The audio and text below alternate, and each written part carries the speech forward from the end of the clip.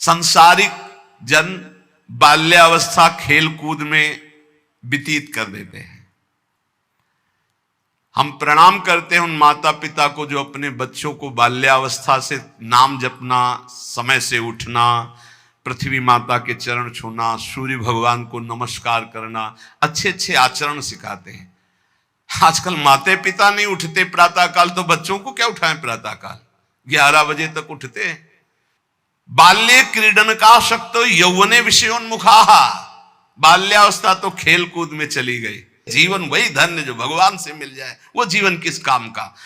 आजकल कह रहे हैं कि बाल्य क्रीडन का शक्त, बालकों को तो क्रीड़ा अवस्था में ऐसा लगा दिया कि बाल्यावस्था कब निकल गई पता नहीं चला। यौवने विषयोन्मुखा, यौवन अवस्था भोगों में फंसा दे। अरे भाई, भगवान कृपा करें सबको अच्छे माता पिता मिले। कैसे अच्छे माता पिता? जो भगवान में लगाते हैं, जो सत धर्म में लगाते हैं, जो सत कार्यों में लगाते हैं। बहुत बड़ा योगदान होता है माता का।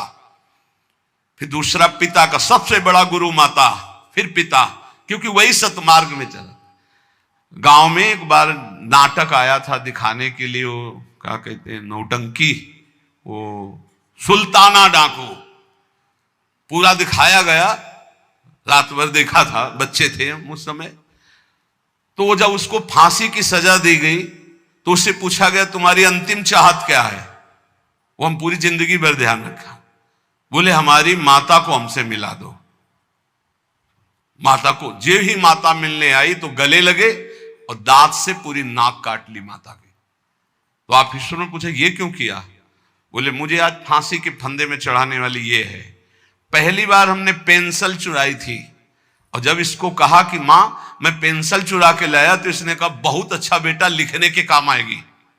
बस उसी दिन से मुझे लगा कि बहुत अच्छा कार्य है। और आज मैं सुल्ताना डाकू बना और मुझे इसकी फांसी की सजा मिल रही, तो सबसे बड़ी अपराधिनी मेरी मां है जो मुझे इस मार गया।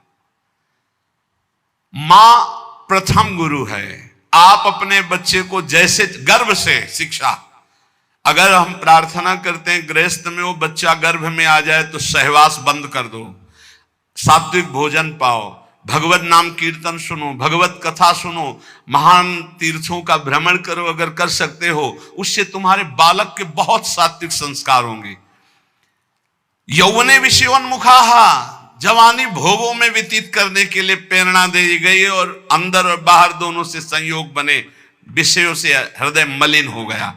फिर कह रहे हैं अज्ञा नयंती असक्त्या, जो अगली अवस्था आई बुढ़ापा, वो तो असक्त, इंद्रियां वैसे ही चंचल, मन वैसे ही चंचल, शरीर असक्त।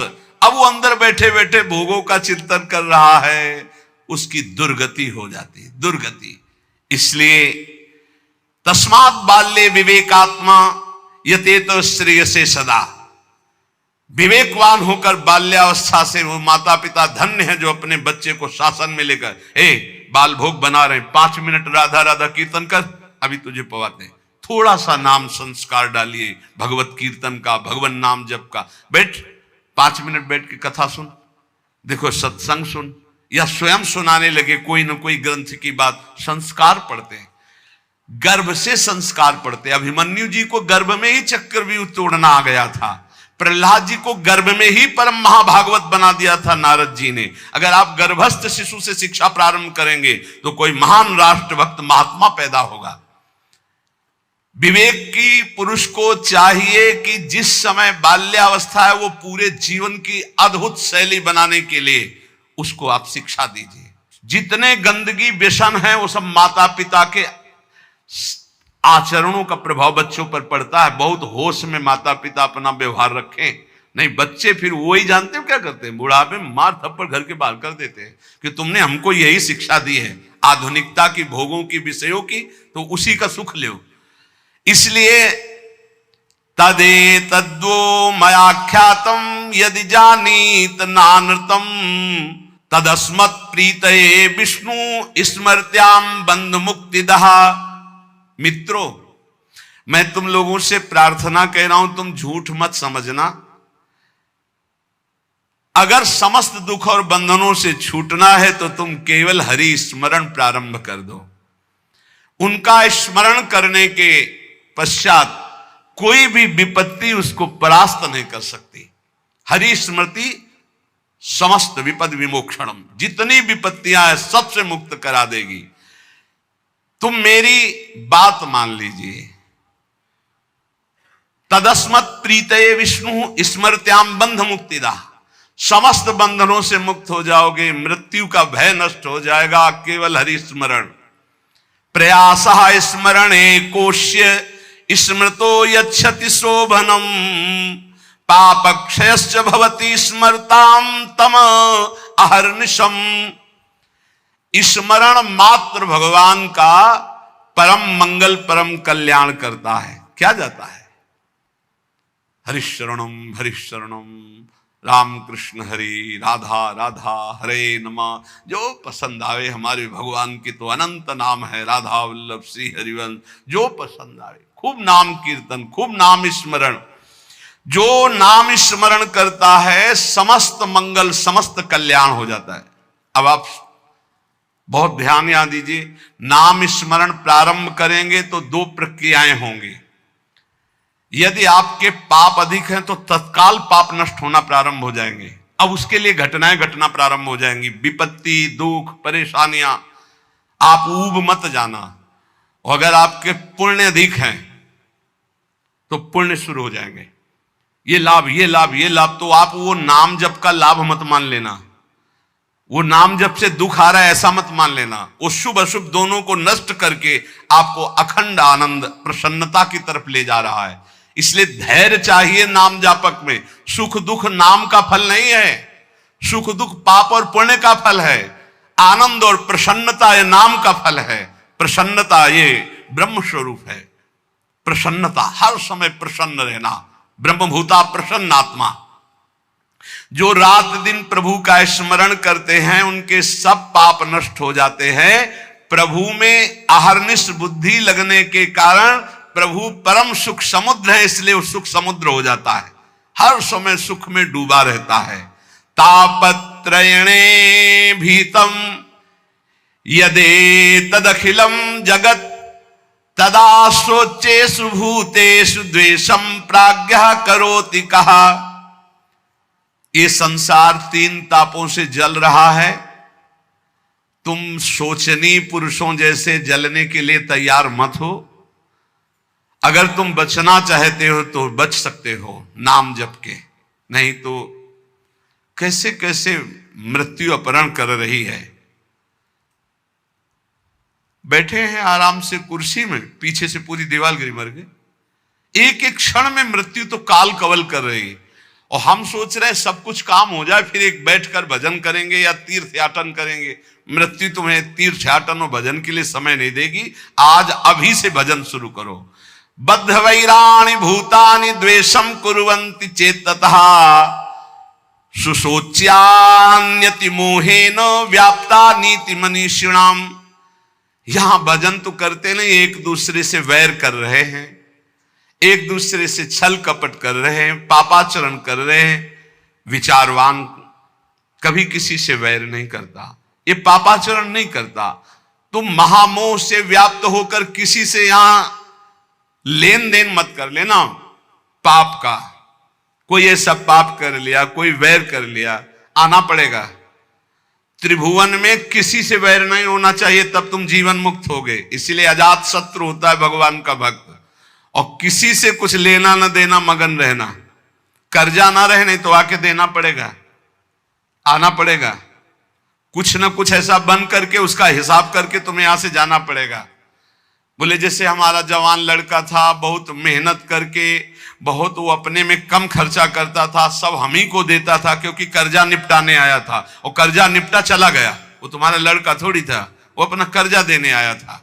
और कर्जा लेने आया था, बोले बचपन से बीमार, कुछ दिनों के बाद वो पधार गया, तो अपने लेने आया था हिसाब किताब। बहुत होश में। जीवन मुक्त होने के लिए किसी से लेना नहीं, किसी का देना नहीं, किसी से वैर नहीं, किसी से मित्रता नहीं, सबसे भगवत भाव। मैं तुम सबसे आग्रह करता हूं, तुम इस असार संसार के विषयों में कभी संतुष्ट नहीं हो सकते, मेरी बात समझ लो। चाहे जितना भोग भोग लो, कभी ऐसा नहीं हो सकता कि हाँ अब आज के बाद मुझे नहीं चाहिए। ये ऐसे भूत के लड्डू हैं, खाओ तो परेशान, ना खाओ तो परेशान। जो नहीं भोग रहे हैं वो ललचा रहे हैं, और जो भोग रहे हैं वो पछता रहे हैं। बड़ा विचित्र माया का खेल है। और जो संसार में है वो पछता रहे हैं कि हम सोचा था इसमें सुख है, वो है नहीं। हमें लगता है कि सुख औरों में है, पूरा जीवन उनको पछताते चला जाता है, ये भोगा ये भोगा ये भोगा। और अगर सही भजन नहीं हुआ तो पूरा जीवन इस भेष में पछताते चला जाता है। इधर उधर ताक झांक, पूरा जीवन व्यर्थ चला जाता है। ये हम भ्रमण करते हुए जीवन में देखा कि अगर साधना नहीं है तो अवस्थागत इंद्रियां शांत नहीं होती। उपासक को चाहिए कि ये सोच ले कि विश्व के चाहे जितने भोग भोग लो, कभी संतुष्ट नहीं होने वाले। अच्युत भगवान की आराधना कर लो तो तृप्त हो जाओगे। फिर ऐसा हृदय की स्थिति हो जाएगी जैसे गोस्वामी तुलसीदास जी के, पायो परम विश्राम राम समान प्रभु नाही कहूं। हृदय शांत हो जाएगा। अब कछुनाथ न चाही मोरे, हृदय से आने लगेगा। सर्वशक्तिमान भगवान श्री हरि समस्त प्राणियों में विराजमान है। ऐसे भावना करके जिससे मिलो पहले भगवत भाव करो। काम क्रोध लोभ मोह मद मत्सर इन 6 शत्रुओं पर विजय प्राप्त कर लेता है, वही भगवान का दर्शन प्राप्त करता है।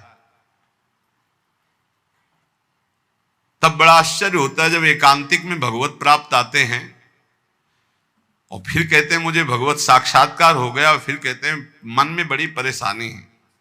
घर के लोग हमको बहुत विरोध करते हैं कि कौन सी भगवत प्राप्ति किए हैं जो शास्त्र में कहीं नहीं है। आजकल ऐसे भगवत प्राप्त हो रहे हैं ज्यादा, शास्त्र में कहीं नहीं है।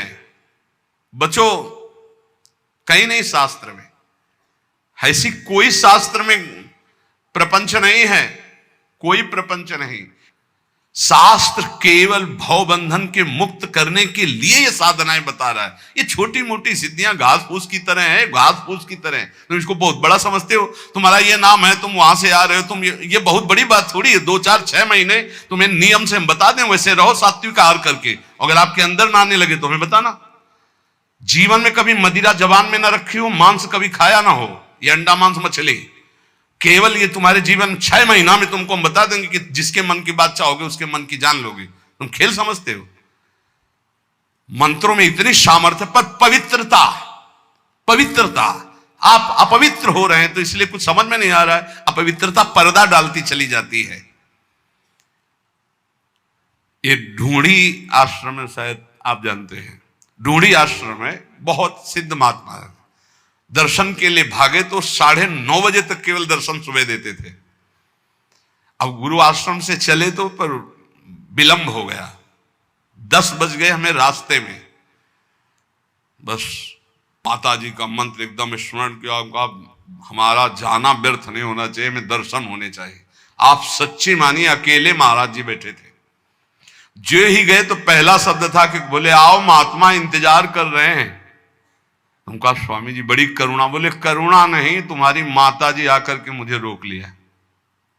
हमारी माता जी? बोले हाँ हाँ, जगदम्बा जिनका तुम मंत्र पढ़ रहे थे। ऐसा मंत्रों में आप ये भवबंधन मुक्त करने, तापत्रेणाभिहतम यदे तदखिलम जगत। तुम क्या समझते हो? ये समझते हो कि ये छोटी मोटी बात? अरे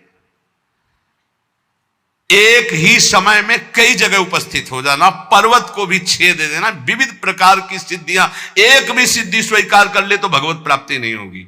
हमारे ब्रज में ऐसे ऐसे कि अखिल कोटि ब्रह्मांड नायक परात्पर पीछे घूमे, 2 4 लोगों ने मिलकर थप्पड़िया दिया, पीट गए, रोटी मांगा, खाया, कोई जानता नहीं कि ये क्या है। और यहां जो कोई सिद्धि दिखाने की कोशिश की तो सीमा के बाहर कर दिया गया है, सीमा के बाहर।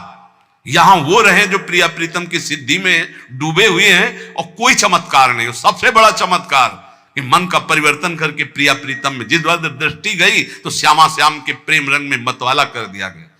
भूलो मत, प्रिया प्रीतम की कृपा से ऐसे धाम में आए हो, ऐसे सत्संग को सुन रहे हो जिससे केवल भवबंधन मुक्त होता है। ये केवल भवबंधन की, ये तापत्रय विनाश आए, उन सच्चिदानंद प्रभु का यश है, जो कानों में पहुंच जाएगा तो भगवत प्राप्ति निश्चित है।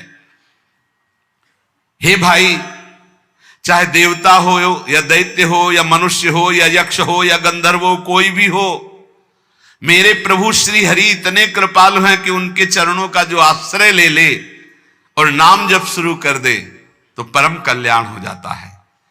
भगवान को प्रसन्न करने के लिए ब्राह्मण के कुल में जन्म लेना या देवता बनना या सदाचारी या विविध ज्ञानों से संपन्न होना या दान करना या यज्ञ करना, शारीरिक मानसिक पवित्रता, बड़े बड़े व्रत, ये सब पर्याप्त नहीं है। भगवान केवल प्रेम से प्राप्त होते, प्रेम से। वो कोई भी पुरुष नपुंसक नारीवा जीव चराचर कोई अहोवत सुपचतो गरियान या जिभ्या के वर्तते नाम तुभ्यम। भले वो चांडाल है पर उसकी जिभ्या पर हरि नाम है तो त्रिभुवन बंदनी है वो। देख लो देख लो, देवता दैत्य मनुष्य यक्ष गंधर्व कोई भी क्यों ना हो, जो हमारे भगवान का आश्रय लेकर उनका नाम जप करता है, उसका परम मंगल परम कल्याण हो जाता है। प्रभु की प्राप्ति के लिए जरूरी नहीं है कि वो ब्राह्मण हो या देवता हो या वो सदाचारी हो या ज्ञान से संपन्न हो, दानी तपस्वी या कि शारीरिक मानसिक पवित्रता, बड़े बड़े व्रत, इनके द्वारा भगवान मिल जाए ऐसी जरूरी बात नहीं है। भगवान सिर्फ मिलते हैं प्रेम से, और प्रेम मूल्य नाम है। जो नाम जप करता है उसके हृदय में प्रेम होता है। प्रेमी वो कोई भी हो, भगवान उसको बहुत प्यार करते, बहुत कृपा की, भगवान ने बहुत कृपा की। अगर कोई शर्त रख देते तो बड़ा कठिन होता। सिर्फ प्रेम, और प्रेम सबके हृदय में है। उस प्रेम को आपने बांट दिया है संसार में, उसी को समेट लो, भगवान की तरफ कर लो, भगवान की प्राप्ति हो जाएगी। इस संसार में सबसे दुर्लभ वस्तु मनुष्य शरीर है। इस मनुष्य शरीर में सबसे दुर्लभ वस्तु सत्संग है। सत्संग में सबसे दुर्लभ बात भगवान की अनन्य भक्ति है। भक्ति का स्वरूप सदा सर्वत्र भगवान की भावना करते हुए निरंतर स्मरण करना। सब कुछ प्राप्त है। देख लो, इस संसार में सबसे दुर्लभ वस्तु मनुष्य शरीर है। मनुष्य शरीर में सबसे दुर्लभ वस्तु सत्संग है। सत्संग में दुर्लभ वस्तु श्री कृष्ण भक्ति है। भक्ति का स्वरूप सदा सर्वत्र भगवत भावना और नाम स्मरण। सब सुलभ है, सब दुर्लभ सुलभ है। यदि अब भगवत प्राप्ति नहीं हुई तो मतलब अभागी समझो, अभाग्य। जो न तरे भवसागर समाज नर पाए, श्रुति निंदक मंदमति आत्महनन गति जाए। तुम्हें जो लोग मारना चाहते हैं वो नहीं मार सकते।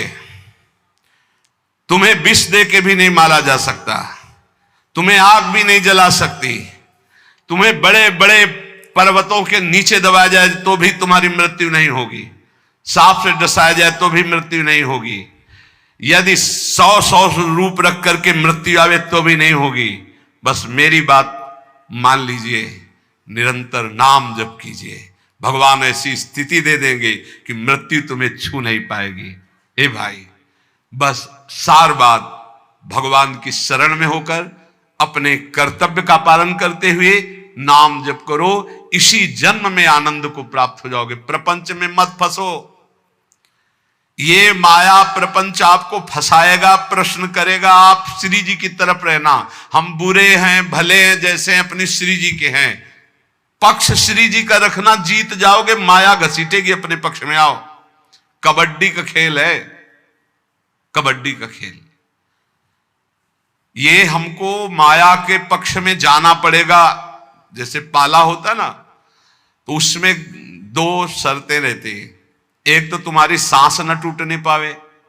स्कूल में सिखाया गया था नहीं, कबड्डी कबड्डी तो राधा राधा राधा राधा, सांस न टूटने पावे, निरंतरता नाम की बना। और दूसरी बात, तुम्हें पकड़ेंगे वो 4-5 मिलके, पाले तक नहीं आने देंगे। पाला कौन सा? हमारे माई श्यामा जी को राज। पकड़ेंगे कौन? काम क्रोध लोभ मोह मद मत्सर। आपको घसीटना है कैसे? राधा राधा राधा राधा, और आप पाले में आ जाओगे। और अगर जो ही पकड़े तो खत्म राधा नाम, तो आप हार गए।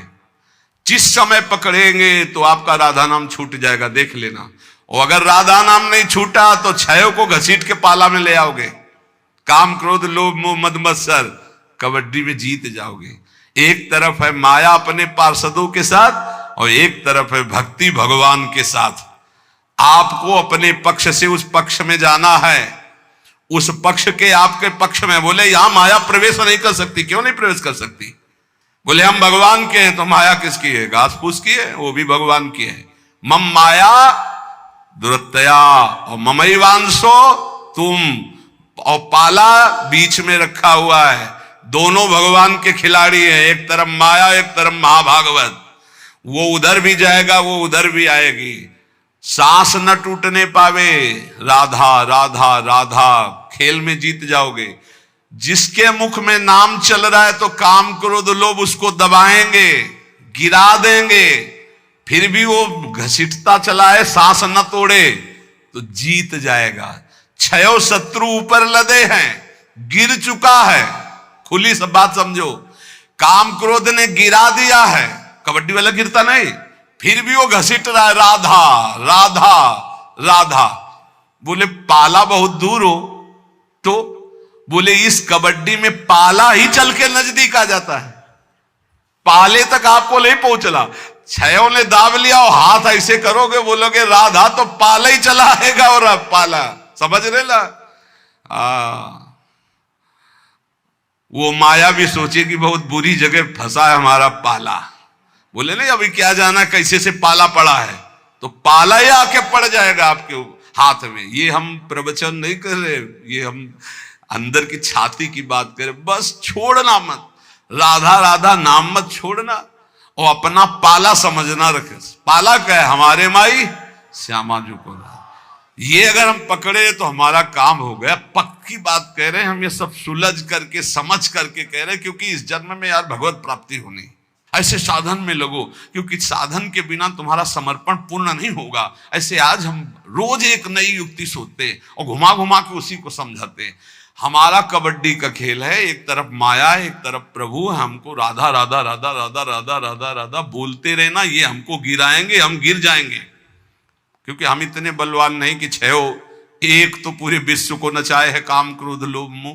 ये छयो जब हम पर आक्रमण करेंगे तो गिर जाएंगे नहीं, तो गिर जाएंगे तब भी ऐसे करेंगे राधा, तो वो पाला जो है ना वो हमारे नजदीक आ जाएगा और हम जीत जाएंगे। और हम जीत गए, नहीं जीत गए। तुम्हें ऐसा नहीं लगता तुम्हें भगवत प्राप्ति होगी? सही बताओ, हृदय से बताओ, तुम्हें अच्छा नहीं, ये ऐसा अनुभव होता है कि नहीं कि तुम्हें भगवत प्राप्ति हो जाएगी, तुम्हें इस जन्म में श्री जी मिल जाएंगी? होता है? अरे जोर से बोले यार। हाँ, ये श्री जी के बल से कहते हैं हम, अंदर नहीं आता।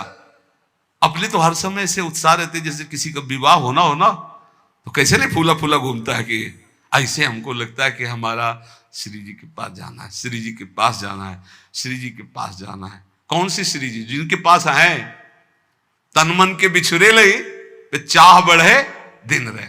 और आपको सच्ची कहते हैं, जिनके मन में आने लगा मेरे को श्री जी के पास जाना, पास पक्का बना बनाया है, तभी मन में आएगा, नहीं तो प्रश्न आ जाएगा हम जैसे पापी कहां जाएंगे श्री जी के पास। नहीं नहीं नहीं, इस पाप को मत पकड़ना, वो तो जल चुके, जो गलती हो गई थी वो जल चुके। क्योंकि इतना सत्संग सुन रहे हो तुम, श्री जी का नाम सुन रहे हो। अरे सत्संग, एक बार जो सत्संग सुन लिया बहुत बड़ी बात हो गई। ये सत्संग है, ये भगवत आराधन है। खूब हिम्मत करो, अपने पाले में पहुंचना। इस बार चूकला ले, अगली बार कबड्डी में पक्का हारोगे। अगला जो आने वाला है, अब आगे समय नहीं रह गया। हम रोज इसी बात का ध्यान दिला रहे हैं। बस भगवत प्राप्ति करनी है, भगवत आश्रित होकर निरंतर नाम जप करते हुए, अपनी तरफ ना देखते हुए अपने इष्ट की तरफ देखना है। श्री राधा वल्लभ लाल की।